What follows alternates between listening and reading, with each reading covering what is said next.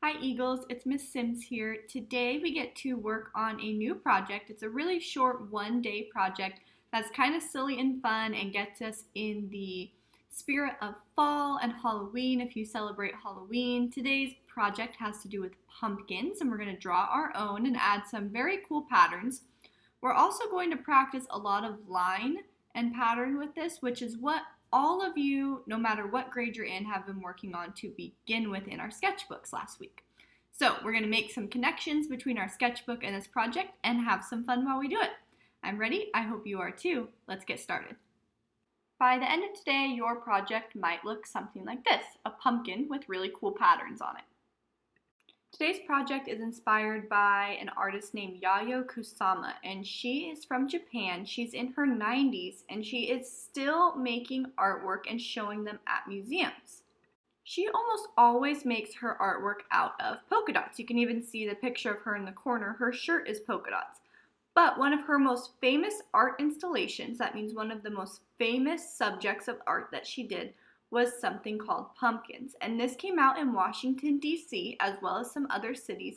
And people came from all around the world to see the pumpkins that she made and colored with polka dots.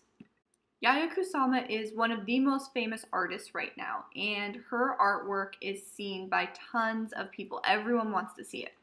For a lot of her art pieces in the museums, though, you have to pay a lot of extra money and get special tickets to see them. For example, last year she did a pumpkin showcase, and I believe it was in New York. When she did that in New York, it cost $800 for one ticket, and you only got to go in for a certain amount of time to see her pumpkins. So our project is to take what she does and expand on it, add extra patterns. So goal number 1 for the day is to use line to make a shape. We practice line a lot. Each line is going to be separate, and at the end you'll see it come together and it's going to make our pumpkin shape. The second goal is to make at least one pattern, but I made lots of different patterns on mine. You're going to want to keep the same pattern for each section and make sure it repeats without changing. So if you don't know what pattern is something that repeats itself over and over and over without ever ending. So for example, a pattern could be circle, square, circle, square, circle, square. It did the same thing over and over without ending. Today we don't have a very big material list. You really just need a blank piece of paper and some coloring utensils. For mine, I used some lighter coloring utensils, meaning crayons or colored pencils, and I used markers so that way you could see my pattern better when the marker is much darker over the top of the softer pencils or crayons, but it's completely up to you on what materials you choose to use.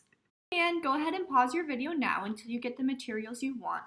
While you're waiting, I just wanted to show you one quick thing, which is this pumpkin, one example of a pumpkin you could make.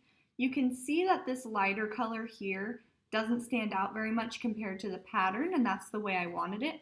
That's why I suggested you use more than one type of coloring utensil. It's completely up to you, but I just wanted to point that out before we got started. Okay, so we can get started now. I'm going to use marker, but feel free to use pencil, and that way you can go over the top of it later if you want to be able to erase. On the edge, left-hand side of our paper, we're going to make kind of a large C. We're going to try and make that exact same shape on the other side of the paper, so that's going to be the edges of our pumpkins, those 2 lines we just made. Now we're going to make another line that has 3 bumps, 1, 2, 3, and it connects the 2 lines we made last time. We're going to do that again on the bottom, make 3 bumps, 1, 2, 3, and now everything is connected in one shape that is the outline of our pumpkin. We get to make more lines now to do the details, so I'm going to connect the points of the bumps from top to bottom, kind of making a curvy line, not a fully straight line. You're going to curve that one out to the side, and then when you do the other side, you're going to curve it the other direction, just like the other C was. We just use line to make shape. I went through that pretty fast, so feel free to go back and do it again, or take your time pausing it. Now we're going to add 2 more lines at the top and add a circle that connects those lines. So now we have a stem of our pumpkin. To make this pumpkin look a little more real, we're going to add some bumps in the background so it looks like it goes all the way around. The first bump will go in between our other 2, then we'll make a bump between the stem and the first bump we made, then the stem and a bump in the middle, and then we'll go back to the edge, making another bump, just like that. When you do this, also notice how I made my bumps on top thinner because they're not as important. So I didn't want them to stand out as much, so I made them nice and light and thin. Now I'm just going to color in all of the pumpkin section. This is sped up, so take your time, do this very neatly. Try to color all in one direction, it helps it look nicer. You can also tell that I'm using colored pencil and I'm doing this very lightly. So that way it's not so strong that we won't be able to see the pattern when we go to color the pattern afterwards. So you can go ahead and pause this video now and play again when you are done coloring in your pumpkin. Okay, I also grabbed a brown colored pencil to do the stem with, and since I did my outline completely in orange instead of in pencil, I'm going to go back over the top of my stem with a black marker, so that way it doesn't look orange and it will look a little bit more like a real pumpkin. Now this is the part where you get to be creative and make your own pattern. So I'm going to make my center section of my pumpkin a pattern with a really large yellow polka dot, just like Yayoi Kusama does, and then 3 small purple polka dots.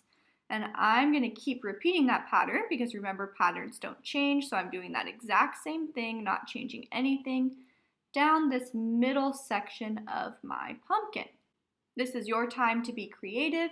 Maybe you make a pattern that's all the same color and just out of lines, no shapes. Maybe you make a pattern that does shapes and lines, like this one's triangle, zigzag, triangle, zigzag. You can choose anything you want as long as each section stays the same.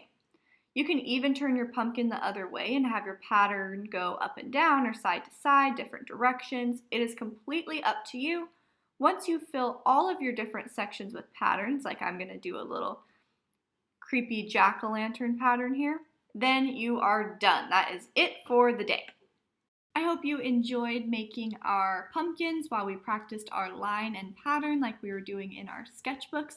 I can't wait to see what inspiration Yayoi Kusama gave you and what type of pumpkins you come up with. Don't forget when you're done watching this video to turn in a picture of your pumpkin drawing so that I can see it. And I will see you next week again for art. Bye!